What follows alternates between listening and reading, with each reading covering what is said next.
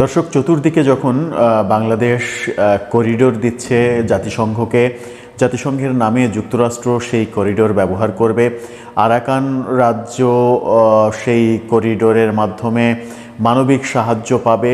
সেই মানবিক সাহায্য কারা পাবে? সরকারের সামরিক জান্তা সরকার মায়ানমারের, তার অধীনে জনগণ পাবে নাকি আরাকান আর্মি পাবে? সেটা নিয়ে যখন তুমুল বিতর্ক চলছে, তখন হঠাৎ করেই একটা আলোচনা সামনে চলে আসলো। সেই আলোচনা হচ্ছে যে সরকার করিডোর দেওয়ার সিদ্ধান্ত যখন নিয়েছে, রাজনৈতিক দলগুলো রাজনৈতিক স্টেক হোল্ডারদের সঙ্গে আলোচনা তো করেইনি। সরকার কি সেনাবাহিনী প্রধানকেও জানায়নি ব্যাপারটা? সেনাবাহিনী প্রধানের সঙ্গেও কি আলাপ আলোচনা করেনি? তিন বাহিনী প্রধানের সঙ্গে কি আলাপ আলোচনা করেনি? নাকি সরকারের সদ্য নিয়োগ দেয়া অনেক বেশি ক্ষমতাবান জাতীয় নিরাপত্তা উপদেষ্টা ডক্টর খলিলুর রহমানকে দিয়েই সব কিছু সারা হচ্ছে, সব মেকানিজম তাকে দিয়েই করানো হচ্ছে, যেখানে সেনাবাহিনীকে, সেনাপ্রধানকে অন্ধকারে রাখা হচ্ছে?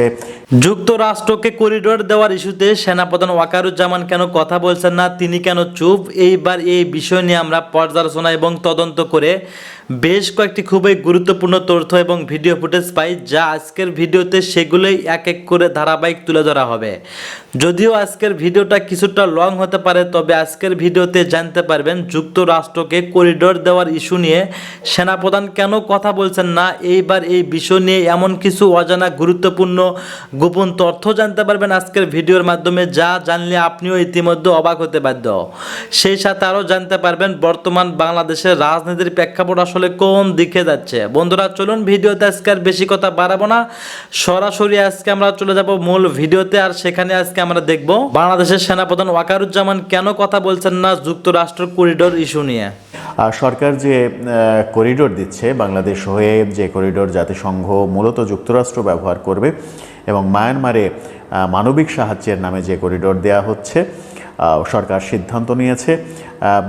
চুক্তি হয়ে গেছে কিনা সেই ব্যাপারে যথেষ্ট সন্দেহ পোষণ করছেন অনেকে। এরই মাঝে রাজনৈতিক দলগুলো এর বিরোধিতা করছে। প্রায় সমস্ত রাজনৈতিক দলই বিরোধিতা করেছে, দুই একটি ছোটোখাটো দল ছাড়া। তার মধ্যে নতুন রাজনৈতিক দল এনসিপি, তারা বিরোধিতা করেনি এখন পর্যন্ত। বিএনপির ভারপ্রাপ্ত চেয়ারম্যান গতকালকে নয়াপল্টনের ভাষণে তিনি স্পষ্ট জানিয়ে দিয়েছেন যে নির্বাচিত সংসদ ছাড়া করিডোর দেওয়ার সিদ্ধান্ত এই সরকারের নেয়ার কোনো অধিকার নেই। এই আলোচনার ফাঁকে সবথেকে গুরুত্বপূর্ণ আলোচনা যে করিডোর দেওয়ার এত বড় একটা সিদ্ধান্ত নিয়েছে সরকার, সেখানে কি সেনা প্রধানকে ইনক্লুড করা হয়েছে? সেনা প্রধানকে জানানো হয়েছে? তিন বাহিনী প্রধানকে জানানো হয়েছে? নাকি তাদেরকে অন্ধকারে রেখেই সরকার এককভাবে এই সিদ্ধান্ত নিয়েছে?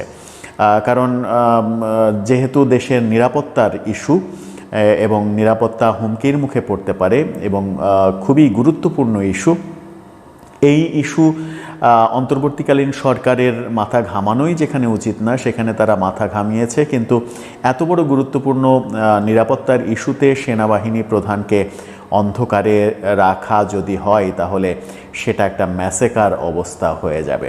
অনেকে বলছেন সেনাপ্রধানকে অন্ধকারে রাখা হয়েছে। বেশ কয়েকদিন থেকে সেনাপ্রধানকে নিয়ে কোনো আলোচনা নেই। হঠাৎ করে এই আলোচনাটা চারিদিকে শোনা যাচ্ছে, সামাজিক যোগাযোগ মাধ্যমে এই আলোচনাটা অনেকে উস্কে দিচ্ছেন যে সেনাপ্রধানকে না জানিয়ে ডক্টর ইউনূসের এই সরকার এই সিদ্ধান্ত নিয়েছে। কদিন আগে আমরা সেনাপ্রধানকে নিয়ে বেশ কিছু লেখালেখি সামাজিক যোগাযোগ মাধ্যমে দেখেছি। পরে আইএসপিআর থেকে জানানো হয়েছিল যে সেনাবাহিনী কিছু ইনস্ট্রাকশন দিয়েছেন ডিসিদের উদ্দেশ্যে। এই জাতীয় লেখালেখি যেগুলো হচ্ছে সেগুলো মূলত ফেক, সেগুলোর কোনো ভিত্তি নেই। কিন্তু সেনাপ্রধানের যে ভিডিওটা ভাইরাল হয়েছিল, সেই ভিডিও নিয়ে আমরাও কথা বলেছিলাম। সেখানে ভালো ভালো কিছু কথা ছিল, এবং তারপরেই আমরা দেখলাম আইজিপি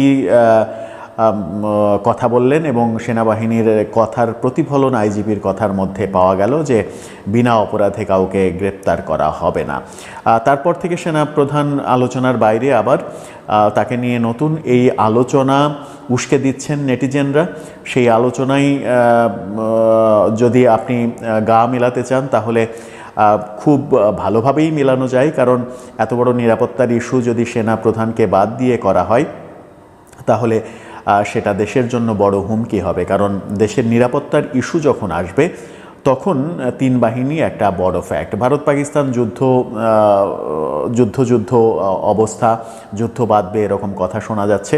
সেখানেও কিন্তু সবথেকে বেশি আলোচিত হচ্ছে সেনাবাহিনী এবং তারপরে নৌবাহিনী, বিমান বাহিনী, কার কত ক্ষমতা। এটা নিয়ে আমরা একটা ভিডিও করেছি যে ভারত পাকিস্তান বাংলাদেশের সামরিক ক্ষমতা কার কতটুকু।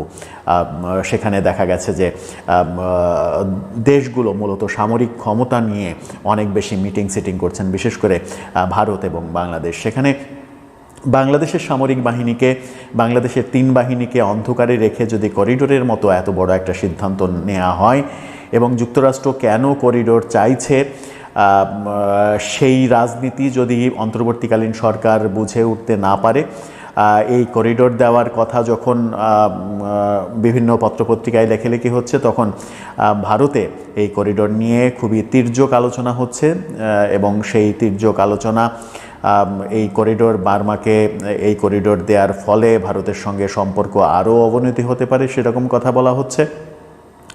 চীনের সঙ্গে সম্পর্কের যথেষ্ট অবনতি হবে এই করিডোর যদি যুক্তরাষ্ট্রকে দেয়া হয়, সেই ব্যাপার তো রয়েছেই।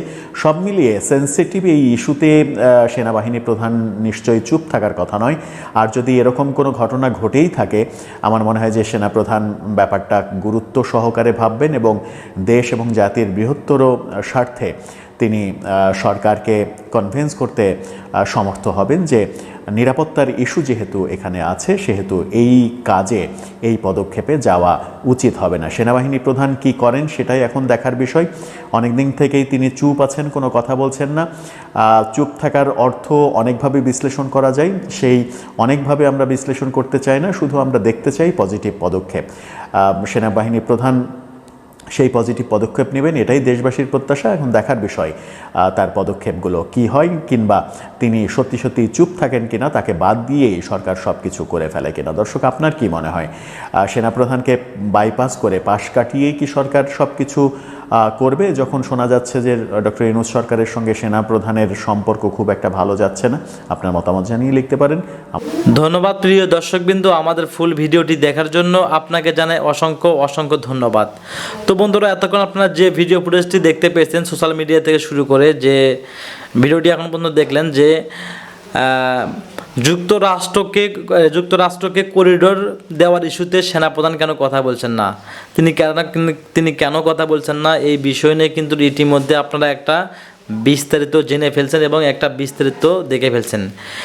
এই বিস্তারিত দেখার পর এবং জানার পর আপনাদের কি মন্তব্য অবশ্যই কমেন্ট বক্সে কমেন্ট করতে ভুলবেন না। আর হ্যাঁ, এমন নিত্য নতুন আপডেট খবর সবার আগে পেতে চাইলে এখনই আমাদের এই পিচ্চি সাকিব ইউটিউব চ্যানেলটি সাবস্ক্রাইব করুন। ধন্যবাদ।